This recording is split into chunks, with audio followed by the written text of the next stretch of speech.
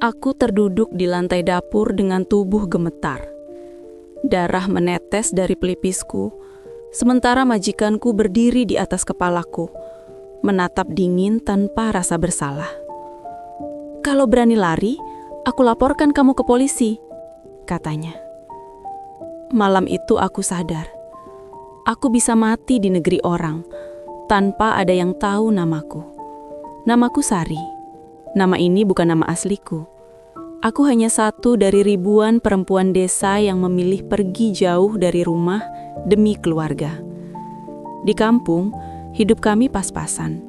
Suamiku sering sakit dan tak bisa bekerja berat. 2 anakku masih kecil, sering bertanya kapan bisa punya sepatu baru seperti teman-temannya. Aku hanya tersenyum, meski dadaku sesak. Setiap malam, aku menghitung sisa uang di kaleng biskuit. Tidak pernah cukup. Hutang makin menumpuk, sementara kebutuhan tak mau menunggu. Saat itulah seorang agen datang ke desaku. Katanya bekerja sebagai TKW adalah jalan keluar. Majikannya baik, rumahnya besar, gaji lancar.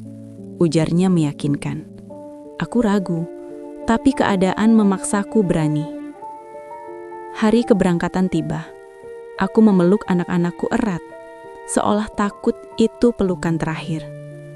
Air mata mereka membasahi bajuku. "Ibu cepat pulang ya," kata anak bungsuku lirih. Aku mengangguk, meski hatiku sendiri tak yakin. Sesampainya di negeri orang, semuanya terlihat indah. Bangunan tinggi, jalan bersih, rumah majikan megah dengan pagar besar. Majikanku menyambut dengan senyum. Nada bicaranya lembut. Aku diberi kamar kecil, tapi aku bersyukur. Dalam hati aku berkata, mungkin ini memang jalan rezekiku. Hari-hari pertama terasa ringan. Aku bekerja dengan sungguh-sungguh, ingin menunjukkan bahwa aku bukan pekerja malas. Aku menahan rindu, menahan lelah, menahan air mata. Aku percaya, semua pengorbanan ini akan terbayar saat aku pulang nanti. Aku tidak tahu. Di balik rumah besar itu, ada penderitaan panjang yang menungguku. Dan aku belum tahu, senyum itu hanyalah awal dari mimpi buruk yang hampir merenggut nyawaku. Memasuki bulan kedua, wajah ramah majikanku perlahan hilang. Nada bicaranya berubah dingin, perintahnya semakin keras, dan matanya tak lagi menatapku sebagai manusia. Aku mulai merasakan kelelahan yang tak pernah benar-benar berhenti. Setiap hari aku bangun sebelum azan subuh. Jam 4 pagi aku sudah berdiri di dapur, membersihkan rumah besar itu sendirian. Menyapu, mengepel, mencuci pakaian, memasak dan merawat anak majikan. Tidak ada waktu duduk, tidak ada waktu mengeluh. Jika aku bergerak sedikit lebih lambat, bentakan langsung datang. "Cepat, jangan malas." Padahal kakiku gemetar, tanganku pegal, punggungku seperti dipukul-pukul rasa sakit. Aku mulai menyadari sesuatu yang janggal. Hari libur yang dijanjikan tak pernah datang. Gaji yang katanya akan ditransfer setiap bulan hanya jadi janji kosong. Saat aku bertanya dengan hati-hati, majikanku menatap tajam. "Nanti, kamu jangan banyak tanya." Makan pun tak lagi seperti awal. Aku hanya diberi sisa makanan. Bahkan kadang harus menunggu semua selesai makan. Pernah suatu hari aku lupa sarapan karena terlalu sibuk. Saat perutku melilit, aku hanya bisa meneguk air putih dan menahan perih. Malam hari seharusnya menjadi waktu istirahat. Tapi bagiku, malam hari hanyalah lanjutan siang yang panjang. Jika ada pekerjaan belum selesai, aku tak boleh tidur. Aku sering tertidur sambil duduk, lalu terbangun karena teriakan. Aku rindu rumah. Aku rindu suara anak-anakku, tapi ponselku jarang boleh kupegang. Setiap kali melihat layar, air mataku jatuh sendiri. Aku mulai bertanya dalam hati, apakah ini harga dari menjadi ibu yang ingin menyelamatkan keluarganya? Aku masih bertahan, karena aku percaya, mungkin semua ini hanya ujian awal. Aku belum tahu, penderitaan yang sesungguhnya belum dimulai. Kesalahan kecil pertama terjadi tanpa sengaja. Tanganku gemetar karena lelah saat mencuci piring. Sebuah gelas licin dan jatuh ke lantai. Suaranya pecah memekakan telinga. Aku refleks meminta maaf sambil memungut pecahan kaca. Namun sebelum aku berdiri, tamparan itu mendarat di pipiku. Keras. Aku terhuyung. Kepalaku berdengung, mataku panas menahan air mata. "Dasar bodoh," teriak majikanku. Aku terdiam. Kata-kata itu lebih menyakitkan dari tamparan. Sejak hari itu, kekerasan bukan lagi hal asing. Sedikit debu yang tertinggal, aku dimaki. Masakan kurang asin, aku dijambak. Jika wajahku terlihat lelah, aku dituduh pura-pura sakit. Yang paling menghancurkan bukan pukulan, tapi kata-kata. "Kamu ini dibayar, bukan tamu. Kamu aku beli, jadi kamu harus nurut." Bahkan pernah ia berkata, "Kamu ini bukan siapa-siapa di sini." Setiap hinaan itu seperti pisau kecil yang menancap perlahan di dadaku. Harga diriku runtuh. Aku mulai merasa memang tak pantas dihargai. Aku menangis hampir setiap malam, diam-diam, tanpa suara. Aku takut jika isakanku terdengar, aku akan mendapat hukuman lagi. Satu-satunya penghiburku hanyalah sajadah kecil yang kubawa dari kampung. Di kamar sempit itu, aku bersujud lama. Aku mengadu pada Tuhan, karena hanya Dia yang mau mendengarkanku. Aku mulai bercermin dan tak mengenali diriku sendiri. Mataku cekung, wajahku pucat, senyumku hilang. Aku merasa semakin hari aku semakin menghilang, sebagai manusia. Aku ingin pulang, tapi aku tak tahu bagaimana caranya. Aku terjebak di rumah besar itu, sendiri, takut, dan tak berdaya. Dan aku belum tahu, bab terburuk dalam hidupku masih menunggu di depan. Tubuhku mulai memberi tanda. Awalnya hanya pusing ringan dan pegal di seluruh badan. Aku mengira itu biasa, karena kelelahan. Tapi hari demi hari, rasa sakit itu tak pernah pergi. Justru semakin parah. Suatu pagi aku terbangun dengan demam tinggi. Pandanganku berkunang-kunang, kakiku gemetar saat berdiri. Aku memberanikan diri bicara. "Madam, saya sakit," kataku pelan. Belum sempat aku selesai bicara, wajahnya berubah kesal. "Kamu pura-pura, kerja tetap jalan." Aku dipaksa membersihkan rumah seperti biasa. Keringat dingin mengalir, tanganku gemetar memegang pel. Setiap langkah terasa berat. Beberapa kali aku hampir jatuh, tapi tak ada yang peduli. Saat siang hari aku muntah di kamar mandi, majikanku justru marah. "Kamu jorok, jangan bikin rumah kotor."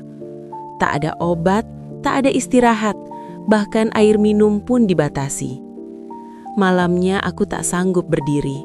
Tubuhku benar-benar menyerah. Aku terduduk di lantai dapur, napasku tersengal. Alih-alih ditolong, aku ditendang perlahan agar bangun. "Jangan drama." Saat itu aku menangis keras untuk pertama kalinya. Bukan karena sakit, tapi karena merasa tak dianggap manusia. Hari-hari berikutnya aku bekerja sambil menahan sakit. Demam datang dan pergi, luka kecil di tanganku tak pernah sembuh. Berat badanku turun drastis. Setiap bercermin aku melihat bayangan orang asing, kurus, pucat, dan kosong. Di malam-malam sepi aku berdoa dengan suara hampir tak terdengar. "Ya Allah, kalau aku harus mati, jangan di sini. Kalau aku masih diberi hidup, tunjukkan jalan pulang." Aku mulai takut tidur, takut tak bangun lagi, takut tak pernah melihat wajah anak-anakku.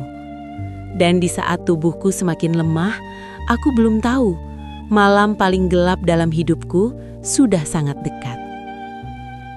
Malam itu hujan turun deras, angin dingin menyelinap lewat celah jendela dapur. Tubuhku masih panas karena demam, tapi aku tetap dipaksa menyelesaikan pekerjaan. Tanganku gemetar, kakiku hampir tak bisa menopang tubuhku sendiri. Saat aku membawa piring terakhir ke dapur, pandanganku tiba-tiba gelap. Aku terjatuh. Suara piring pecah berserakan di lantai. Aku mencoba bangkit, tapi kepalaku berputar hebat. Dunia terasa jauh dan asing.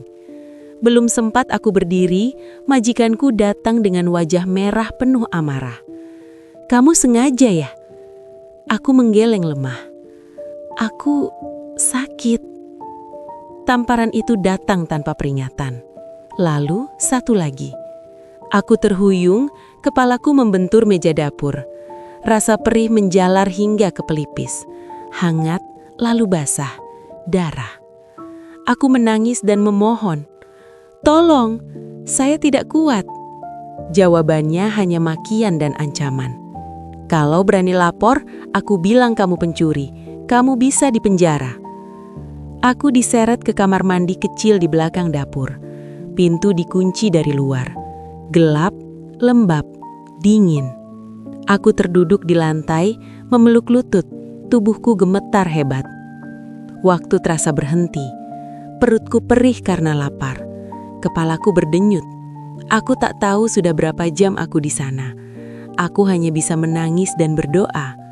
Di ruangan sempit itu, untuk pertama kalinya, aku berpikir, inikah akhir hidupku? Aku membayangkan wajah anak-anakku. Aku takut mereka akan menunggu ibu yang tak pernah pulang. Air mataku jatuh tanpa henti. Saat pintu akhirnya dibuka, aku tak diberi makan. Aku hanya diperintahkan kembali bekerja seolah tak ada apa-apa. Disitulah aku sadar, jika aku tetap diam, aku benar-benar akan mati. Malam itu, di antara rasa sakit dan ketakutan, sebuah tekad lahir dalam hatiku. Aku harus keluar dari rumah ini, apapun resikonya. Dan aku belum tahu, keberanian kecil itu akan menjadi jalan pulangku. Sejak malam neraka itu, aku hidup dalam ketakutan. Setiap langkah diawasi, setiap gerakku dicurigai. Namun di balik tubuhku yang lemah, tekadku justru semakin kuat. Aku tahu jika aku menunggu lebih lama, aku mungkin tak akan pernah pulang. Kesempatan itu datang tak terduga. Suatu pagi majikanku menyuruhku membuang sampah keluar rumah. Untuk pertama kalinya setelah berbulan-bulan, aku berdiri di luar pagar rumah itu sendirian. Udara terasa berbeda, bebas, meski hanya sesaat. Dengan tangan gemetar, aku memberanikan diri mendekati tetangga yang sedang menyapu halaman.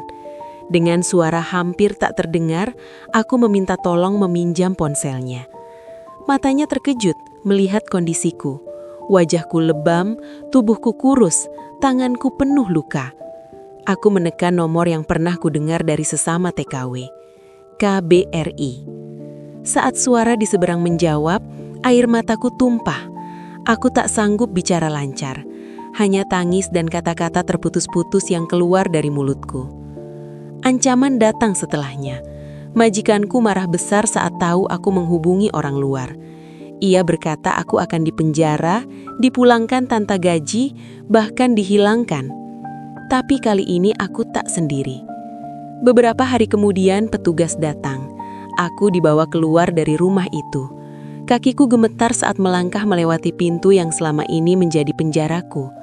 Aku tak membawa apa-apa, tidak gaji, tidak barang, hanya tubuhku yang tersisa. Di penampungan aku menangis sepuasnya, bukan karena sedih, tapi karena lega. Untuk pertama kali setelah sekian lama, aku tidur tanpa rasa takut. Hari kepulanganku tiba. Saat kakiku menginjak tanah Indonesia, aku bersujud. Aku masih hidup. Anak-anakku memelukku kerat di bandara. Mereka menangis. Aku pun begitu. Aku pulang tanpa uang, tapi dengan pelajaran pahit yang tak akan pernah kulupa. Bahwa di luar sana, masih banyak saudari kita yang menanggung luka yang sama. Bahkan lebih buruk.